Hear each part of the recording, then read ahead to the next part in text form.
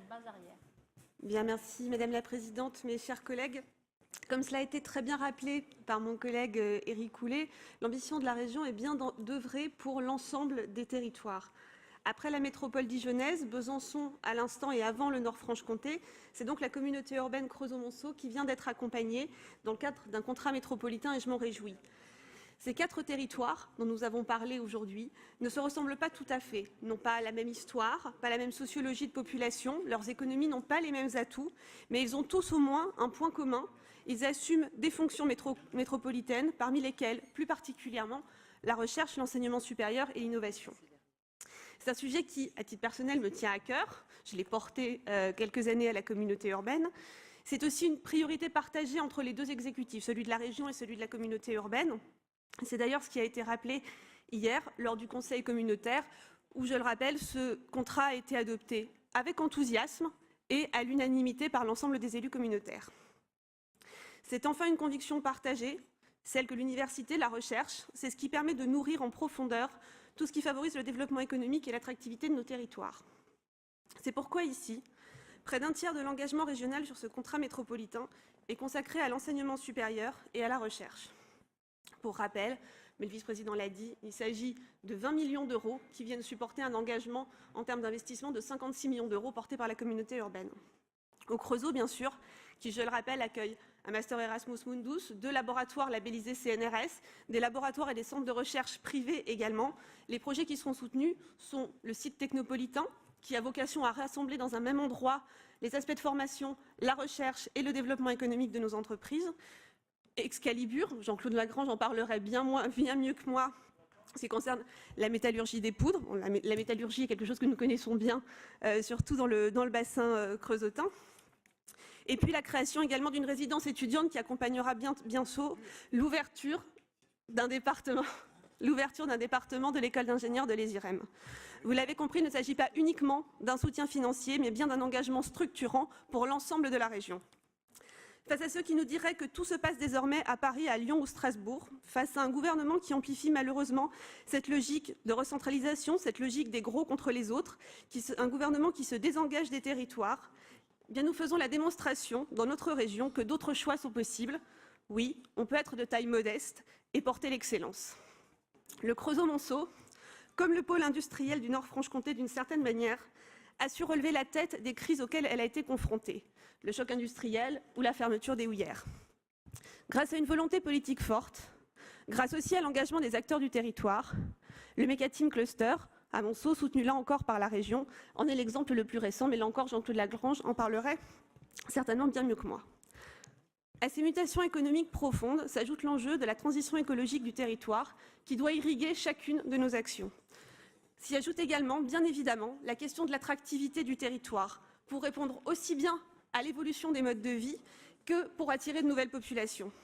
Il s'agit de l'amélioration de l'habitat, il s'agit du devenir de nos cœurs de ville qui sont 2 enjeux majeurs pour les villes moyennes. Il s'agit des grands aménagements urbains, du tourisme, des services aux habitants en matière de santé, d'enfance ou de jeunesse. Parmi les 33 projets de ce contrat, le programme d'équipement sportif, à la fois vecteur d'attractivité comme de vivre ensemble, correspond à un engagement fort de la majorité régionale. Il s'agit de l'engagement en faveur de la fraternité. Aussi, et à ce titre, la culture n'est pas en reste, notamment pour la nouvelle muséographie du château de la Verrerie, de l'écomusée, l'un des premiers de France, je le rappelle, tout comme l'intérieur de la Villa Perrusson. Voici des exemples concrets d'un contrat métropolitain où l'équilibre a su être trouvé. Dernier point que je souhaiterais aborder concernant ce contrat, la volonté du président de la communauté urbaine de ne pas limiter le contrat aux maîtrises d'ouvrage communautaires. Outre l'OPAC et l'Université de Bourgogne, le contrat a ainsi été ouvert à toutes les communes de la communauté urbaine et à leurs projets. Là encore, mes chers collègues, l'approche des majorités communautaires et régionales se retrouve, l'attachement et le soutien à la diversité de nos territoires. Je veux enfin saluer l'excellente collaboration entre les collègues élus de la communauté et ceux de la région, tout comme la mobilisation des services des 2 collectivités pour parvenir à ce contrat de qualité. Voilà un bel exemple de partenariat horizontal, lui. Notre enjeu commun, c'est de faire réussir la Bourgogne-Franche-Comté. Et si nos territoires ne composent sans doute pas tous avec les mêmes forces, qu'ils soient urbains, qu'ils soient ruraux, ils disposent tous de formidables ressources. Je veux plaider pour que tous les contrats que nous nous apprêtons à signer soient autant de belles pierres à cet édifice. Je vous remercie. Tout ça en moins de 5 minutes, ce qui peut nous donner des leçons aux uns aux autres quand on intervient. Je ne reviendrai pas sur ce que vient de dire Laetitia. Ça fait 3 jours, Madame la Présidente, qu'ensemble, on porte ce même message. Et je crois que c'est très bien ressenti dans nos territoires, où à tort, on dit souvent la région, c'est loin, on ne sait pas ce qu'elle fait.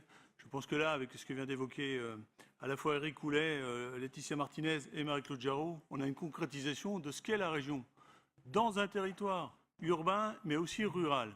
Parce que là, on entend souvent ce débat urbain-rural. Je rappelle, la communauté urbaine, c'est peut-être 95 000 habitants. Ce sont 34 communes. Il n'y en a que 3 qui dépassent les 6 000 habitants. Le Creusot, Monceau, Saint-Vallier.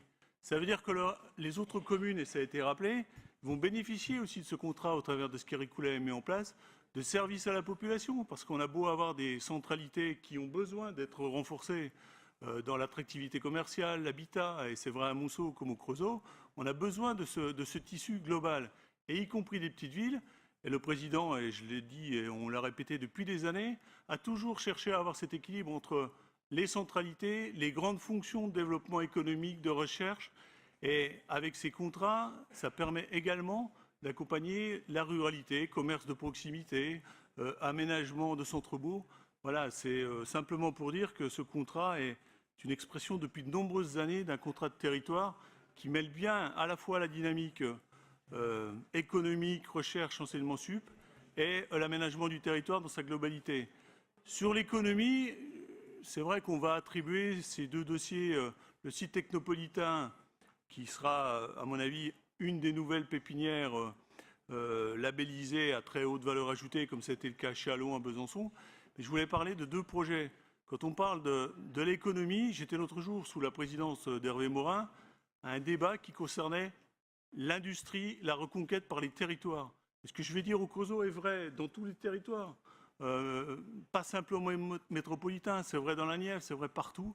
C'est effectivement, et je vois Frédéric sourire, avec des filières qui sortent, comme celle de l'hydrogène, on crée derrière des emplois et de l'industrie. Et ce qui s'appelle aujourd'hui la filière Mécatim, c'est une filière nationale. Elle rejoint plus de 100 entreprises, dont certaines sont dans l'Yonne, encore dans l'Yonne, sont dans le Doubs, sont partout dans ce territoire pour porter une excellence industrielle qui dépasse le cadre de la communauté. Et le dernier projet dans lequel, Madame la Présidente, vous savez, on peut tous miser, l'industrie au travers de la métallurgie des poudres. Ce n'est pas un projet creusotin, c'est bien un projet d'envergure nationale. Il concerne aussi bien le Nord-Franche-Comté avec l'UTBM et l'Université de Bourgogne, parce que ce sont des nouvelles industries d'excellence qui vont naître de ces process où on est encore dans la recherche, mais qui vont demain être les nouvelles technologies qui permettront à nos entreprises de rebondir. Voilà, c'était juste pour compléter sur ce qui m'est très cher, Madame la Présidente.